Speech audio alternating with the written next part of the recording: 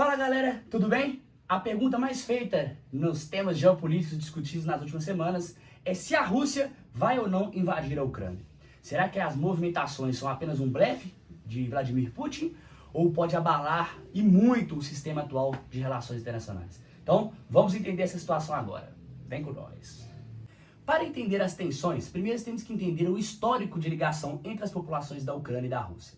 Os dois países compartilham de muitos anos juntos, bem antes do Império Soviético, nós estamos falando de 300, 400 anos antes. Por exemplo, Kiev, a capital da Ucrânia, foi o polo fundamental da unificação do Império Russo, do povo russo, né? E desde lá, eles vêm se acompanhando juntos. Além disso, a língua falada, né, tanto ucraniano quanto russo, apesar de serem oficialmente diferentes, são entendíveis entre si, né? Compartilham do mesmo alfabeto, né, o cirílico. E, enfim, um russo entende o que um ucraniano fala, é isso que eu quis dizer. Além da língua do que eu falei, as empresas, o modo de vida, o modo de se entender o mundo, tudo isso está entrelaçado entre russos e ucranianos. Por exemplo, a religião ortodoxa, né, que é, digamos, o ramo da cristandade seguido pela Rússia, também é seguido pela Ucrânia, né? Os patriarcados de Kiev e Moscou são ligados entre si. Eles deram uma afastada agora, mas são ligados historicamente. Então o que acontece é o seguinte, a Rússia fica há muito tempo indignada que países que antes pertenciam à sua zona de influência, né, a influência do bloco soviético, pertencerem ou almejarem pertencer à OTAN, a Organização do Tratado do Atlântico Norte, que tem os Estados Unidos como seu líder, né, os Estados Unidos e a Europa Ocidental. Putin e toda a velha guarda ali, né, do partido, da ditadura russa, tiveram que dar o braço a torcer em 2004, quando os países bálticos, né, Lituânia, Letônia e Estônia, entraram não só na OTAN, como na União Europeia também. E foi criada uma mentalidade de que seria a última coisa que Moscou deixaria acontecer. Nenhum mais conseguiria entrar no bloco ocidental. Foi aberto então dois novos frontes, na Geórgia e na Ucrânia, dois países que almejam demais participar, né, da integração europeia. A Geórgia, em 2008, assinou um tratado, né, de intenção de entrar e rapidamente a Rússia sufocou essa rebelião, inclusive na Ossétia do Sul, que é a mesma coisa que o Putin usa como desculpa. Populações que são historicamente russas, né, e que estão sendo massacradas pelos governos pró-ocidente, né? Só que a Geórgia é muito longe, a Geórgia é distante, então é mais fácil para a Rússia controlar a situação. Já a Ucrânia não. A Ucrânia é o maior país que faz parte da Europa, né, do continente europeu. E isso faz com que haja uma desestabilização muito maior entre esses dois países e entre esses dois povos. Qual a estratégia de Moscou, então? É pressionar a OTAN a rescindir qualquer intenção de armar e integrar a Ucrânia em sua zona de influência. Porque a Ucrânia, historicamente, faz parte da zona de influência russa. Digamos que é um acordo não escrito entre os Estados Unidos e a Rússia, né? Duas grandes superpotências. Essa é a intenção, portanto, da Rússia. Em 2014, quando houve aqueles protestos maciços, né, na Praça Maidan, na Ucrânia, aliás é um documentário muito bacana da Netflix, chama Euromaidan, que é os protestos pró-ocidente que ocorreram na Ucrânia e que derrubaram o presidente que era pró-russo, né, o Viktor Yanukovych. Aí o meu ucraniano é bom. Putin rapidamente mandou forças militares ocuparem e tomarem a Crimeia para si, dizendo que a mesma desculpa de sempre. A Crimeia é historicamente russa, a população lá é russa, e que antirrussos radicais estavam tomando a Ucrânia e que ele temia pelas populações russas que viviam na região. Obviamente é uma falácia, né? Mas a população da Crimeia realmente ela é russa, né? Isso foi um acordo que eles fizeram na União Soviética e que o Putin foi lá e tomou para si. Além disso, o que a Rússia também fez? Fomentou as rebeliões no leste ucraniano, principalmente na região de Donbas, né? Onde fica Donetsk e Lugansk, duas cidades muito importantes para a economia da Ucrânia. Até hoje não foram devolvidas para o controle da Ucrânia, né? Elas estão numa zona, digamos, de guerra. E apesar da Rússia negar qualquer envolvimento, falou, não, isso aí é coisa dos rebeldes lá, eu não tenho nada a ver com isso não. É claro que todo mundo sabe do apoio estrutural, do apoio bélico, né? Do apoio logístico que o exército russo, mesmo que não oficialmente, está dando para os rebeldes que lutam contra o governo da Ucrânia. Entendido então todo o contexto, né, que está ocorrendo nos últimos anos, vamos para a pergunta que não quer calar, que é o título do vídeo. É possível uma invasão russa em 2022? Então, vamos lá. O governo ucraniano está repetidamente, né, chamando o Ocidente para ajudá-las, já que imagens de satélite viram mais de 90 mil militares russos na fronteira com a Ucrânia.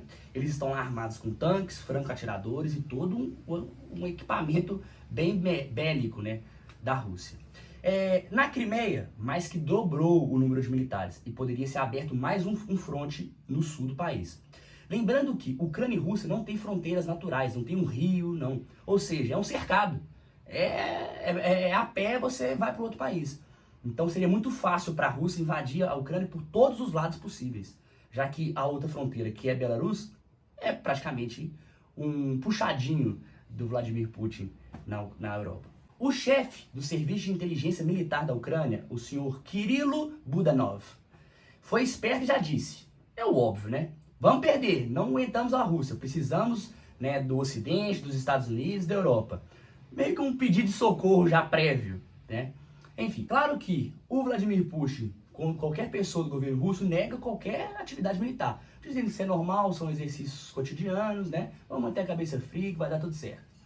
Além disso, ele também disse que a Ucrânia é quem tem violado os acordos de cessar-fogo assinados em Minsk em 2015 e continua atacando as forças rebeldes. Ou seja, eles anunciaram cessar-fogo entre os dois lados e o governo ucraniano vem violando esses acordos. Ou seja, eles é que são os errados na história. A CIA, a agência de espionagem dos Estados Unidos, disse que essa força de 90 mil pode fácil virar 175 mil em janeiro, de acordo com os destacamentos que ela viu observando. Ou seja, a Rússia, se ela quiser, ela entra, entendeu? Mas claro que tem outros custos na jogada, não é só isso.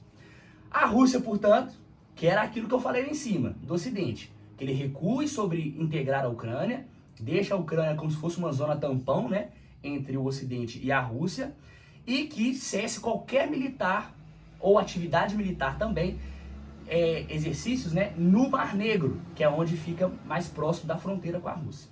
E que o uso de drones e equipamentos também sejam cessados, né, que é um grande cessar-fogo entre todas as partes. Além disso, tem também a questão da propaganda, né? Os russos acusam que o governo da Ucrânia está demonizando demais a Rússia e está colocando a população contra a população russa. Né? Ou seja, não é uma coisa mais de governos ou entre militares, é uma coisa de sociedade. E que isso é muito ruim. E diz com palavras fortes e claras. A Ucrânia querer derrubar a Rússia é a mesma coisa de que se autodestruí-la. Ou seja, é uma ameaça em palavras bonitas. Já a OTAN quer ver fogo no parquinho. A OTAN quer continuar ajudando a Ucrânia, quer continuar enviando equipamento, quer continuar investindo, quer dar empréstimo, quer apoio logístico, porque ela quer meio que testar a Rússia também, né? Os Estados Unidos, gente, não tá nem aí pra Ucrânia, né? Não adianta vir com esse papo, vamos proteger a democracia ucraniana. Isso é mentira, isso é mentira. A Ucrânia serve como, digamos, a criança que pode cutucar a Rússia para os Estados Unidos. São duas superpotências. Eles não vão se enfrentar diretamente. Eles podem usar a Ucrânia para isso. Isso é geopolítica. Além do que, né, o discurso oficial da OTAN é verdadeiro. A Ucrânia é um país independente. Ela entra na aliança se ela quiser e se os 30 países que compõem a aliança quiserem também. A Rússia não tem nada a ver com isso. São países soberanos, né? A Rússia está tratando a Ucrânia como se fosse o seu filho. Não é. A Ucrânia é um país independente. Para completar só a parte da OTAN, o que os Estados Unidos e a Europa deixaram claro é que sem tropas, mas com sanções econômicas bem fortes, que poderiam destruir a economia russa. E que a venda do gás, que é fundamental para a economia da Rússia, poderia ser direcionada para outro país, né? A Europa hoje consome muito do gás russo e a Europa podia comprar de outro lugar, em vez da Rússia, apesar de ser mais caro. Poderiam, por exemplo, também proibir mercados internacionais de converter o rublo, ou seja, isolar a moeda russa, que obviamente perderia muito valor e quebraria a economia como consequência.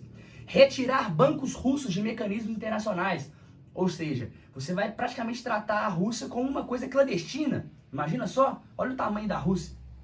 Isso também prejudicaria bastante o país. Ou seja, opção econômica não falta. Militar, igual eu disse, praticamente impossível. Sinceramente, eu duvido que vai para algo além de falácia. Vão fazer um belo de um diálogo ali, os Estados Unidos e a Rússia, e vão entrar num acordo junto com a Ucrânia. Eu acho que a Ucrânia não vai entrar na OTAN. Eles vão falar que é um parceiro extraoficial, para deixar claro que para a Rússia aí, estamos juntos aí, ó, fizemos o que você queria, então afasta suas tropas aí e deixa do jeito que tá. Porque, como eu disse, ninguém, nem na França, nem na Alemanha, nem no Reino Unido, nem nos Estados Unidos, liga para a Ucrânia. No fundo, sabe quem vai se ferrar com isso tudo? É o povo ucraniano, que às vezes, com a ambição de virarem europeus, né, de poderem ter uma nova vida, de sair, porque querendo ou não, gente, os países do antigo bloco soviético são países pobres. Então, você almejar ir para a Europa, poder compartilhar de mercado com a França, com a Alemanha, é triste para a população. Para a elite ucraniana que tem laços com a Rússia, não vai mudar absolutamente nada. Para a Rússia, não vai mudar absolutamente nada. Quem sofre com isso é sempre o povo, que é, obviamente, o lado mais frágil e que arrebenta sempre. Ah, Gustavo, então a Rússia é a vilã de tudo. Muito pelo contrário, eu acho que a Rússia está mais do que certa. Ela tem que se proteger, ela vai deixar a OTAN ficar se expandindo para todos os lados, colocando armamento? Não está errada também não. Não tem mocinho, não tem vilão, tem apenas o de sempre. Interesse, que é o que move o mundo. Ficou até filosófica essa frase. É isso, galera. É um tema, como eu sempre digo, é um tema atual, bastante difícil. Pela complexidade, são 500 anos de história. Convido sempre a todos a pesquisar novas fontes. Não precisa acreditar em mim, nunca. E até a próxima. Valeu, tchau, tchau.